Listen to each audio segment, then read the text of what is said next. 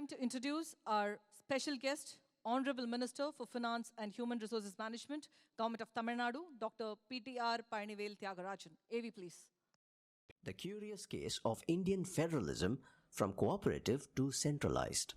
Dr. Palanivel Thiagarajan is the MLA for Madurai Central Constituency in the 15th and 16th Assemblies of Tamil Nadu, India. He is presently the Minister for Finance and Human Resources Management in the Tamil Nadu government. He is the founding secretary of the DMK IT wing and the founder of the Dravidian Professional Forum. He previously worked as the international investment banker at Lehman Brothers, New York, and Standard Chartered Bank, Singapore, where he last served as Senior Managing Director. Dr. Rajan represents the fourth generation of his family's engagement in the Dravidian movement and the third generation elected representative. His grandfather, Sir P.T. Rajan, was the Minister and Chief Minister of the Madras Presidency, and his father, P.T.R. Palanivel Rajan, was the former Speaker of the Tamil Nadu Legislative Assembly and a former minister. He earned BTech Honours in Chemical Engineering from NIT Trichy, MS Operations Research, and PhD Engineering Psychology from the State University of New York, and an MBA Finance from the MIT Sloan School of Management.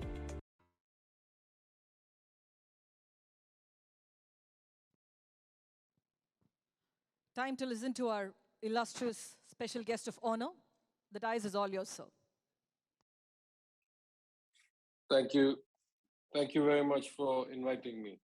The Honorable Chief Minister, who guides us and gives us confidence every day, the President of the ICAI, CA Nihar Jambusaria, my old friend CA G. Ramsamy, CA K. Jalabudi, the Chairman of the SIRC, CA S. Prabhu, the Chairman of Coimbatore Branch, CA Palanisamy, the Vice Chairman, CA Nagakumar, the Secretary, distinguished guests, past presidents, past council members, current office bearers, and chartered accountants, all ladies and gentlemen, good morning, and thank you for this golden opportunity to speak here today, following the Honorable Chief Minister himself. The Chief Minister laid out in quite detail, quite high level of detail, the many ways in which we as a government are increasing our interactions with and reliance with chartered accountants generally. But I want to start at a slightly different place. I want to start on a personal note by saying that my association with the SIRC dates back through a past president, K. Ravi, CA K. Ravi, lawyer K. Ravi, who first asked for me to address the Vaidyanath Iyer Memorial Lecture back in 2013. Back then, I was a managing director at Standard Chartered. That started my association. After that, I've spoken at 2014 and 2015 SIRC regional conferences, annual conferences. I've spoken at sub-regional conferences, like in Coimbatore at your new hall. Last year, CA Jain asked me to speak at your virtual conference in November or December of 2020, which I did from Madurai. So I have the unique experience of addressing this SIRC first as a managing director in a bank, then as a voluntary retirement in anticipation of entering politics, then a few times as an MLA, and then now finally as the Minister for Finance and Human Resources. So I'm happy to have this long association with you throughout various stages of my career. As the Chief Minister has pointed out, we understand very much the importance of your profession. It is not just about audit. At some level, I have a profound view that accounts, statements, are essential to a shared understanding of complex organizations, whether they're companies, they're governments, anything where multiple people have interest, multiple stakeholders exist. And of course, to the extent that that is true, that a shared understanding is the basis for discussion, debate, progress, then the audit profession is extremely important because you are the ones that validate that shared understanding's foundations. You tell us what is true and what is not. In the government, we take this function very, very seriously. Now, I've spoken many times before, so I don't want to rehash old ground. But going specifically to the government of Tamil Nadu under the leadership of our chief minister, as he mentioned, we have set up, for example, in the DVAC specialist teams, which will comprise auditors, and we will call on specialists as needed. We have also set up in the many initiatives in the finance department either a focus on or with the support of auditors. Let me mention a couple. I have announced during the budget that we will create independence of internal audit by removing all audit functions from respective departments and bringing them under a newly created Director General of Audit under the Finance Ministry. And that over time, we will homogenize the audit functions rather than have, as we do now, separate local fund audit, separate dairy audit, separate cooperative audit, etc. So, the value of independence and the fact that auditors are by necessity required to be independent by arm's length and not involved in the day-to-day functions to truly have a unbiased view. We want to implement that in the government, which to my dismay does not exist today. Also, in initiatives that I've announced in terms of either finding lapsed funds, unused funds, or other litigation and asset management and risk management of the government, we have involved many chartered accountants in those and will continue to do so. In essence, I would actually take another kind of zoom out and say, if you look at the design of democracy itself, at least in our constitution, we have the importance of audit at multiple stages in our system. One, internal audit of the governments, sometimes done well, sometimes done badly, but in our case, we're going to greatly simplify and improve it and make it independent.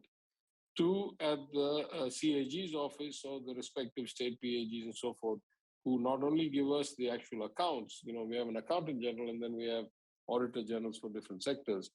And most importantly, it is one of the areas where we involve the legislature as well, because as you know, once the AG's report is out, that report can only be resolved, can only be kind of processed and the issues put to bed by the legislature, first through the Public Accounts Committee, a subcommittee of the legislature, and then through their recommendation to the entire legislature.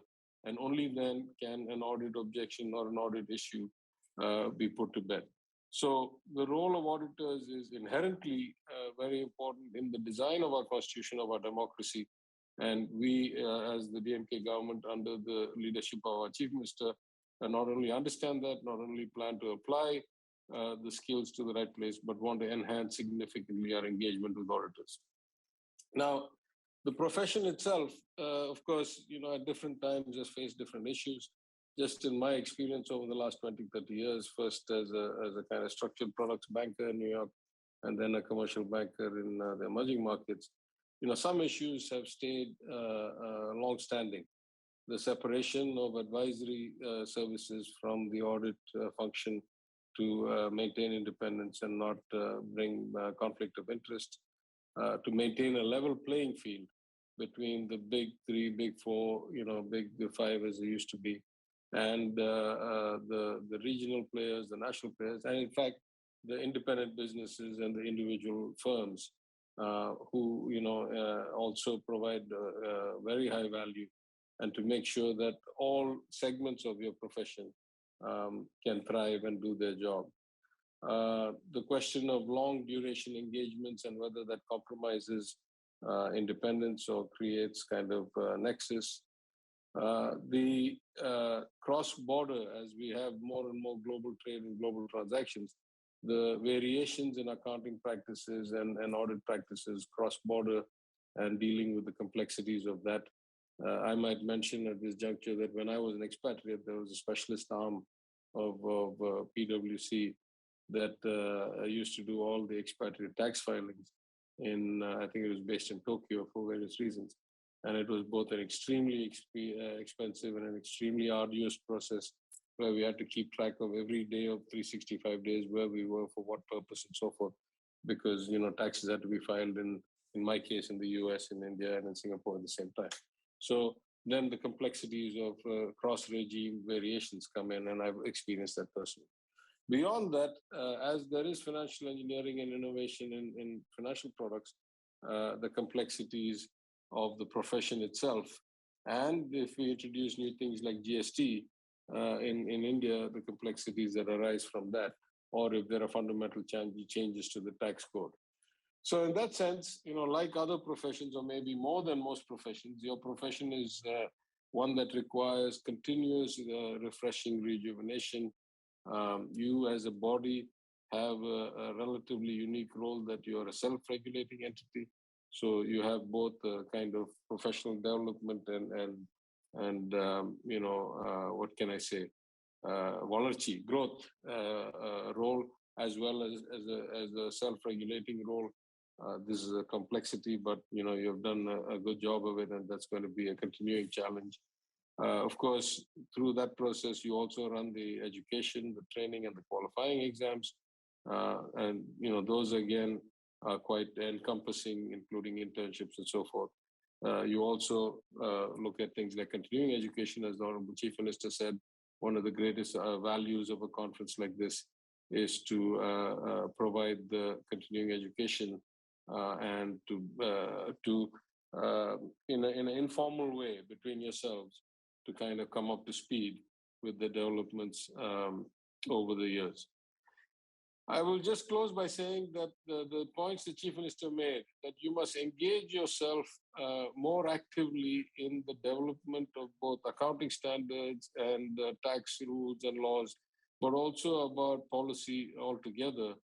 I think that having such an organization which represents the entire profession, of course, you have a seat at the table. I know in many committees in New Delhi at the union government, we will try to match that in the state government and take official inputs from the society, from the council. And, I think you must be proactive in bringing issues that you see that maybe we don't see in the government. And we're always happy to work with you to resolve issues and improve the outcomes for society, for economic growth, for employment, and so forth. So with that, let me thank you again for this opportunity. I'm very happy to extend my relationship with the ICAI, in particular the SIRC, and in fact the Coimbatore chapter through the many phases of my life. I wish this conference a lot of success, and I wish your council, the best when considering the many hats you have to wear and the many functions you perform. Thank you again, and all the best. Thank you so much, sir. Thank you for the power-packed address.